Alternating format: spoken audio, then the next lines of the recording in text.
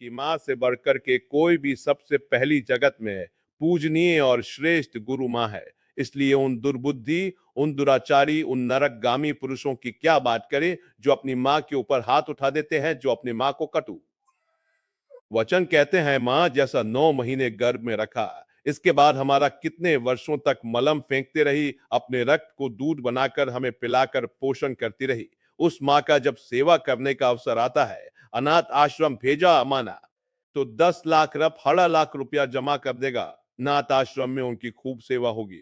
लेकिन प्यार अपना पुत्र अगर 2 रोटी लेकर के आए मुस्कुरा करके, माँ कैसी हो, इससे बढ़कर के रुपया पैसा और सुविधा नहीं होती। प्यार प्यार कौन देगा, तुम बच्चे थे, तुम्हें अनाथ आश्रम में भेज जाते, जाकर के पैसा जमा कर दे, तेरा हालत क्या होता। आज जब माँ की सेवा का अवसर आया, ये जवान जवान लोग वीआईपी बनते हैं। ये धर्म है, धर्म निश्चित अपना प्रभाव दिखा कर रहता है। तो अधर्म करोगे तो दंड मिले। सबसे पहली बात समझ लो, माँ जिसके माँ हो और कोई देवी देवता पूजने की जरूरत नहीं, पूजो तो तुम्हारे भाग्य की बात है। लेकिन सबसे बड़ी देवी माँ है, सबसे बड़ी पूजा माँ है। अगर अपनी माँ की से सेवा कर ली तो भगवान को प्रसन्न कर लिया, मान जाओ। हमारी बात जहां तक हमारी आवाज पहुंचती हो, अगर तुम्हारी माँ हो तो चूकना मत, माँ का आशीर्वाद ले लो। विश्व ब्रह्मांड में कभी परास्त नहीं होगे माँ, महामहिम गुरु है।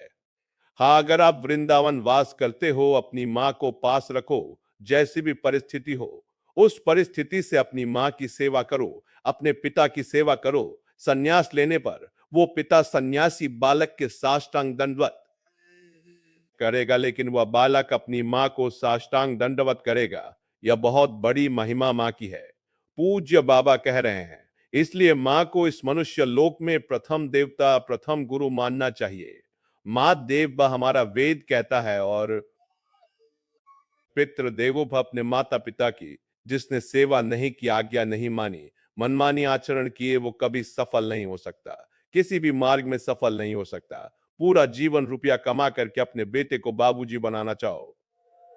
बेटे ने जब बूढ़ा अवस्था आई, पानी देने की अवस्था आई, तो घर से निकाल दिया। माता पिता की आराधना करना ये भगवत भक्ति है। पुंडरीक जी महाराष्ट्र में अपने माता पिता को भगवान मान करके उन्हीं के 8 पैर सेवा में रहते। तो आज भी जो विट्ठल भगवान है, उन्हीं को दर्शन देने के लिए गए थे, एक ईंट डाल दी, उसी ईंट में खड़े हो गए। ऐसे आज भी खड़े हैं। ऐसे कहा, जब माता पिता की सेवा पूर्ण हो जाएगी, तब महाराज आपके दर्शन करेंगे। माता पिता भगवान का स्वरूप है। ये आज जो वातावरण बदल रहा है, बहुत गुस्सा लगती है जब देखने को मिलता है कि जवान बहू और बेटा मिलकर के बूढ़ी मां को मार रहे हैं। वो बेचारी उठ नहीं सकती, वो हिल नहीं सकती। अंतिम समय तक या तो जलोगे ऐसी जगह जहां बचाने वाला कोई होगा, सड़ोगे। ऐसे अधर्म करने वाले को कभी कभी, और हम कहते उस मां से पूछ लो जिसको तुमने मारा है, उसी मां से पूछ लो कि बोलो इसको क्या दंड दे, तो यही कहेगी कि कभी मन दंड देना, व पिटते हुए भी यही कहेगी कि तू सुरक्षित रह, तू सुरक्षित रह। एक मां को मारा तो दूसरे भाई ने रिपोर्ट कर दी। पुलिस आई से पूछ रहे तुम्हें मारा नहीं मारा, नहीं बातचीत हो रही थी, ऐसे धक्का लग गया। धक्का दिया नहीं, हमारा धक्का उसको लग गया। छोटा लड़का कह रहा है कि इतना जोर जोर से डंडों से मारा, इसके शरीर को देख लो, कितने डंडे। पमा का स्वरूप क्या होता है, समझो क्या स्वरूप होता है। पीट के अपमानित होकर भी अपने बेटे को अपमानित और पीटने की इच्छा नहीं है। ऐसी वात्सल्यमय मां को, ऐसे पिता को जो मेहनत करके कमाते, अपने बच्चे का पोषण किया, और वो जवान हुए डंडों से मारते हैं घर के बाहर। रे राधा राधा, ऐसे दृश्य देखने को मिलते हैं ना। ये खा खा करके सब जवान हुए हो, और अब माता पिता की सेवा का अवसर आया तो मुंह चुराए घूमते हो। मुंह चुराने का समय नहीं है, अपने कर्ज उतारने का समय है, ऋण उतारने का समय। अब माता पिता की सेवा कर लो, मातृण पितृ से उर्ण हो जाओगे। संगीत हमने आपको कई बार सुनाया है। एक कश्यप नाम के ऋषि थे, महाभारत में है। तो तपस्या परायण थे, तो जिस वृक्ष के नीचे तपस्या कर रहे, तो ऊपर बगी बैठी हुई थी, बगुला जो टांग उठाकर ध्यानत रहता है। मछली के लिए तो वीट ऊपर गिरा करके क्रोध भरी दृष्टि से देखा, तत्काल आग लग गई, बगली भस्म होकर नीचे गिर गई। तब का प्रभाव होता है। अब उनको बड़ा गर्व हुआ कि नहीं, काफी हम सिद्ध हो चुके हैं। बगीर भस्म हो गई, उठे भिक्षा के लिए गए तो एक दरवाजे में जाकर भिक्षम देही एक बहू निकली। उसने कहा, भगवान कुछ क्षण रुकिए, अभी बना करके लिए। बड़े मृदु वचन से उनका सम्मान करते हुए अंदर गई तो दूसरे दरवाजे से उसका पति आ गया। जब पति आए, पति की आराधना, उनको जल पिलाया, आसन पर बैठाला। फिर इतने में कुछ समय लगा और कहा, भगवान आपके घर के दरवाजे अतिथि देव विराजमान है, आज्ञा हो तो भोजन। अरे उनका पहले अतिथि देव भी अतिथि की सेवा करो। अब वो गए, इतना विलंब क्यों किया? उनका, हमारे पतिदेव आ गए, तुम मुझे समझते नहीं, इतना विलंब क्यों किया? बोले, महाराज जानती हूं, उस वृक्ष की बगली नहीं हूं कि तुम्हारी आंख टेढ़ी करने से भस्म हो जाऊंगी। उनके होश उड़ गए कि यह बात तो केवल हम जानते, दूसरा कोई जानता ही नहीं। उन्हें कहा, तुम कैसे जाने? बोले, मैं अपने पति सेवा के प्रताप से पतिव्रता हूं, मुझे तीनों कालों का ज्ञान है। तुम्हें बिल्कुल ज्ञान नहीं, अभी तुम अज्ञानी हो। अपने को ऋषि भले समझते हो, कश्यप ऋषि नाम था उनका। जाओ, तुम्हें अगर ज्ञान प्राप्त करना है तो जाओ, वहां एक कसाई रहते हैं, वो तुम्हें ज्ञान प्रदान करेंगे। अब कोई संशय नहीं था, क्योंकि अलौकिक बात उनको पता है पाती। धर्म से वहां गए, जिस कसाई का परिचय बताया था तो मांस बेच रहा था। कोई कहता 2 किलो तो 2 किलो, किलो तो ठट चल रहे थे। कहा, कैसी गंदी जगह भेज दिया, चलने लगे। तो कहा, कश्यप ऋषि, पहला आश्चर्य हुआ कि तो नाम बता रहा है हमारा, हमने तो अभी कुछ बात भी नहीं की, वो अमुक गांव की पतिव्रता ने भेजा है। अब और आश्चर्य हुआ। कहा, बोले, खड़े रहो, मैं अपना व्यापार कर लूं, बस अभी आपके साथ चलता हूं। खड़े रहे, थोड़ी देर में बेच दुकान बंद करके कहा, आओ तो कहा, पहले ये बताओ, इतना निंदनीय कार्य करते हो तुम। तूने कहा, मेरा जन्म हुआ है, इसी कुल में मैं हिंसा नहीं करता, मैं मांस लाता हूं और बेचता हूं और अपने परिवार का पोषण करता हूं, क्योंकि मैं ऐसे कुल में जन्मा हूं। तो कहा, तुमको यह कैसे पता चल गया? मेरा कश्यप नाम है, मूल्य आपका नहीं, आपके बाप का, आपके पुरखों तक का हमको पता है। और यह कैसे पता चला कि वो बहू ने आपको कहा है? ऐसा बोले, मुझे तीनों काल का ज्ञान है, भूत भविष्य वर्तमान। बोले, इतना निंदनीय कार्य करते हो और तीनों काल का। बोले, हर समय नाम जप करता रहता हूं और अपने कुल के अनुसार व्यापार करता हूं और मेरी प्रधान पूजा। चलो घर देखो। जब घर में गए तो श्वेत पलंग पर बूढ़े माता पिता सजाए देवता की तरह बैठे थे। जाकर साष्टांग दंडवत की और कहा, मां, आपके घर में अतिथि आए हैं, उनका अतिथि से मिलो और सेवा करो। उनका, ये हमारे भगवान हैं, आठों पहर इनकी पूजा करता हूं। अपने माता पिता की, अपने कुल के अनुसार आचरण करता हूं और निरंतर नाम जप करता हूं। उसके प्रताप से मुझे तीनों काल का ज्ञान है, भूत भविष्य वर्तमान। तुम अपने माता पिता को छोड़ कर के तपस्या के लिए निकले हो और वह भी अंधे हैं। तुम्हारे माता पिता जो स्वयं पानी नहीं ले सकते, तुम्हें कभी ना परम पद मिलेगा, ना स्वर्ग मिलेगा, नरक मिलेगा। तुम्हें उसी समय वापस हो गए और जब माता पिता का शरीर पूरा हुआ तब पुनः तपस्या में लगे।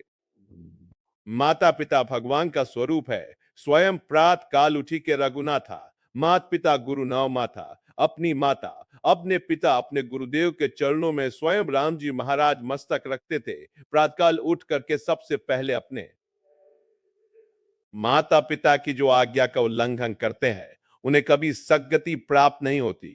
अब ध्यान से सुनो, यदि माता पिता भगवान का नाम, जब भगवान की भक्ति का विरोध करने वाले हो तो उनकी नहीं बात माननी चाहिए। यदि माता पिता भक्त की भक्ति का विरोध करने वाले हो तो नहीं माननी चाहिए। यदि माता पिता गंदी आज्ञा करे तो नहीं देना चाहिए। रोटी दाल खाओ नहीं, चाहे उपवास करके मर जाओ, तुम्हें मुर्गा बकरी नहीं देंगे आके, तुम्हें शराब नहीं पिलाएंगे आके। एक तरफ भक्ति का वर्णन किया, अब ये वर्णन किया उनके दुष्परिणाम। और अगर माता पिता गलत आज्ञा करते हैं तो नहीं, पानी पी के रहो, ऐसे रहो, शराब तुम्हें नहीं देंगे, मांस तुम्हें नहीं दे देंगे। क्यों गलत आदत बनाई जो धर्म विरुद्ध है, हम तुम्हें लाकर नहीं दे सकते। यदि माता पिता भक्ति विरोधी हो तो उनकी बात नहीं माननी चाहिए। सेवा करने की बात नहीं कह रहे, सेवा करो, बात मत मानो। यदि भक्ति विरोधी है तो बात मत मानो। यदि वह भक्ति विरोधी आदेश करते हैं, मानस भक्षण, मदिरापान या कोई गलत आचरण का बिल्कुल आदेश मत मानो, बिल्कुल अमंगल नहीं होगा। तजो पिता प्रहलाद विभीषण बंधु भरत मतारी गुरु बल तजो कंत बतन फेमुद। मंगलकारी जाके प्रियन लाम वैदेही तजय ताही कोटि बैरी समम जत पिपरम सनहि। दूसरे का धन चोरी से बेईमानी से गुस्से से छल कपट से कभी नहीं लेना चाहिए, नहीं वो तुम्हारे परिवार की बुद्धि भ्रष्ट करके नष्ट कर देगा। इस बाघ को बैठा लो, वो एक ही बार वाला सब पूरा नष्ट कर देगा। तुम्हारे घर के बच्चों की बुद्धि भ्रष्ट, पत्नी की बुद्धि भ्रष्ट और तुम्हारी बुद्धि भ्रष्ट रोगे बाद में बैठ के कितने ऐसे उदाहरण है। एक बहुत बड़े ऑफिसर पद में थे, फार्म हाउस और क्या अकेला लड़का नक्शा था, कई गाड़ियां सब। अब लड़का धीरे धीरे डिप्रेशन में पहुंचाओ, अपने हाथ से अपना गला उड़ा दिया। अब बैठे पूरी जिंदगी भर रो क्योंकि बुढ़ापा हो गया है। तो अब ये तो हो नहीं सकती कि संतान उत्पन्न हो जाए। अब केवल सोचो सोचो कि तुमने क्या किया। अब जीवन भर वही फार्म हाउस, महल और गाड़ियां देख देख के रो कि इनका अधिकारी कोई नहीं है। धर्म से चलो, साइकिल से चलोगे तो भी उन्नति को प्राप्त हो गया, आनंदित रहोगे। मान लो हमारी बात, अधर्म का पैसा दूसरे को, निर्दोष को दंड दिया और दोषी को मुक्त कर रुपए के बल से, तो वह सरकारी आखिरी सरकार जहां किसी की घूस नहीं चलती, वह जब न्याय करेगा तो ऐसी जगह फंसोगा पूछो मत। एक बड़ा बलवान ऊपर चढ़ा छत पर, बहुत बड़ा सरोवर, और जहां उसको कूदना था वही नीचे चट बनी हुई थी, सीमेंट के ऊपर पानी था और उसको समझा कि पानी ऊपर से कुछ ऐसे ककड़ी की तरह फट गया। यह है वाले का न्याय, किसी और को फाड़ने की जरूरत नहीं पड़ेगी। बुरी दशा आने के पहले बुद्धि बदली जाती है। वही गिरोगे ऐसी जगह, फिसलोगे ऐसी जगह, फंसोगे जो निकलने के चांस नहीं रहेंगे। अवश्य में भोग तव्य कतम कर्म शुभा शुभम धन दिमाग में भरे हुए हो। अगर धर्म से धन कमाओगे तो माना कि आप बहुत गरीबी से चल सकते हो, लेकिन आपके पुत्र, आपका परिवार सुसज्जित तेजो में होगा। धर्म कमाओगे तो यही सब बाधाएं ऐसी आएंगी जो जिंदगी भर केवल सड़ते रहोगे। दिमाग तुम्हारा सड़ा हुआ होगा। कोई उत्तम विचार, कोई आनंद, कोई चिंता, शोक का नाश करने वाला विवेक आपको प्राप्त नहीं होगा। इसलिए अधर्म का धन, निर्दोष को दंड, दोषी को छोड़ देना। इसलिए बहुत बच के अपने जीवन को चलाओ। केवल धन और जीना ही काफी नहीं है, मरना भी है। आगे मर के फिर जाना है दरबार में सरकार के, उसका हिसाब होना है। यही केवल हिसाब नहीं होता है, यहां तो नॉर्मल हिसाब है। एक एक सेकंड का हिसाब सेकंड के कम हिस्से में हो जाएगा। चित्रगुप्त तुम्हारे मन में बैठे हैं। यह चित्रगुप्त वो है जो तुम्हारे मन रूपी सीसी कैमरे में पूरे अनेक जन्मों की सीन सहित सब बातें भरी है। उसी को तो नाम जप मंत्र जप से डिलीट किया जाता है। जब नाम जप मंत्र जप करते तो सामने छा जाता है। इसलिए भाई, यह धर्म के धन से बचो, क्योंकि यह बुद्धि भ्रष्ट कर देता, परिवार को नष्ट कर देता है। यह बात अपने दिमाग में बैठा लो। अधर्म से दूसरों का धन लेने वालों, छल कपट करने वालों, यह बात को समझ लो। चाहे जिस पद प्रतिष्ठा पर हो, वह धन तुम्हारे लिए नाश का कारण बनेगा। मान लो, यह बात मान लो, प्रार्थना मान लो। नहीं आगे परिणाम देख लेना, कोई नहीं देख रहा लेकिन तुम तो देख रहे हो। तुम देख रहे हो, कोई गवाही नहीं लेकिन तुम गवाही हो। यह जैसे वो जो जिससे गुप्त बात पूछनी होती, उसको वो दबावा दे करके वह मशीन में डाला जाता कि वो वही बोलेगा जो सत्य है। नहीं, हमें नारकोटिक, हाँ जो भी ऐसे, वह नारकोटिक की जरूरत नहीं। वहां बोलोगे ही सत्य और तुम्हें बोलने का अवसर ही नहीं मिलेगा। केवल यस यस, एक सेकंड के हिसाब में अनंत जन्मों का हिसाब करने की सामर्थ्य रहती। तुम्हारे सामने शील चलर, तुम स्वीकृति देते चले जा रहे हो। बस ये चल सवर बंद गधा बन। अब गए सूरी की कोख में, अब भोगो अवश्य में भोग। तव्य कतम करम शुभ शुभम, भाई सावधान, यह कर्म भूमि है। जो कर्म करोगे तुम्हें भोगना। हम खुल के इसलिए कहते हैं कि तुम्हारे दिमाग में पहुंच जाए, तुम्हारे दिमाग में समझ में आ जाए। और यह मत सोचना कि दान दे देंगे तो हम पवित्र हो जाएंगे। डबल पाप लगेगा। अगर भजन करने वालों को अधर्म का धन दान किया तो उनकी बुद्धि भ्रष्ट हुई, उनका भजन मारा गया और नरक जाओगे। अधर्म से कभी भी धर्म की पूर्ति हो ही नहीं सकती। फिर बिल्कुल पक्की बात समझ लेना। यह मत सोचना कि बेईमानी करके हराम के जितने मनावे कमा, उसके बाद थोड़े बाबा जी को दे दिए तो हम चक्का आनंद लेंगे। बाबा जी को अगर आप देंगे तो उनकी भी बुद्धि भजन से विपरीत जाएगी, उसका भी पाप तुमको लगेगा। इसलिए वो राधा बाबा कहते थे कि ईमानदारी का पैसा यहां देना, हमें जैसे कभी किसी को कोई भागवत सुना को तो बोले तुम्हें दक्षिणा देना चाहते तो एक घास काटने वाला है। बोले बाबा पक्की ईमानदारी काम रोज घास काटते हैं, उसी का मिलता है। ला बाबा बोले लाओ एक संत को देखा जो पैर का रिक्शा जब चलते थे तो उसी ऐसे खड़े हो जाते।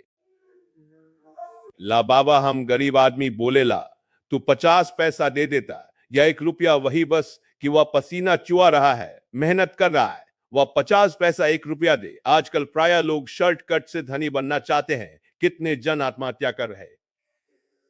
और मोबाइल में वह एडवर आती, अब नए नए लड़के और जितने सब है करोड़पति बनने के लिए रुपया लगाए चले। माता पिता की पर्स खाली करके वो मोबाइल में जुआ गेम ले परेशान अनंत ब्रह्मांड का स्वामी अपने आप को दाव में लगा। दो वो अपने आप को दे देंगे, वो अपने आप को दे देंगे तो अनंत ब्रह्मांड तुम्हारा तभी कहते हैं। बिना दशकत के जब जो जरूरत होती है मांगना नहीं है। किसी भी तरह का आप सत्संग सब सुन रहे हैं, किसी भी तरह का यहाँ कोई फ्रॉड आपको नजर आता हो कि ऐसे तो कहते हैं कि मैं लेता नहीं हूं, पीछे बैक में ले जाते हैं। लेता कोई खड़ा होकर बता दे आप दे दोगे, हाथ उठा कर कैसे किए तो भिक्षुक है बाबा जी है। ये बिजली कबल हमारे हमारे घर में बिजली नहीं पैदा होती, इसकी भी फीस लगती है। इसका अगर आप दे देते हो तो आराम से बैठे हो चल रहा है, और जब कट जाएगा तो दीपक जला के सत्संग करेंगे, माइक हटा के करेंगे। आज तो दाल रोटी हो जाती है, ज्यादा जाता है तो सब्जी भी बन जाती है। आ गया तो जो जैसी व्यवस्था भगवान कर दिए, उससे कि कोई ये नहीं कह सकता कि मेरे से मांगा गया, और भगवान की कृपा से सब कुछ चल रहा है। हमारा अगर जीवन भगवान में अर्पित है तो जिन्होंने अनंत ब्रह्मांड बनाया वो हमारी व्यवस्था नहीं करेंगे क्या यार? तुम्हारे द्वारा व्यवस्था चलेगी। कई बार राधा केल कुंज में ये सत्संग में कहा, तुम्हें भगवान की कसम है अगर तुम्हें लगता हो मेरे द्वारा राधा केल कुंज चलती है तो कभी 50 पैसे भी आमद चढ़ाना कभी नहीं। ये भगवान से चलता है, देखो कैसे चलता है। ऐसे चलेगा बिना पेट्रोल के, बिना ड्राइवर के। पुष्प विमान में लगता था क्या ड्राइवर पेट्रोल लगता था? अरे राधा खेल कुंज भी चल रही है, उन्हीं से चल रही, उन्हीं से चल कैसे चल रही, दिमाग में चल रही, हृदय में चल रही, सबका भरण पोषण हो रहा है।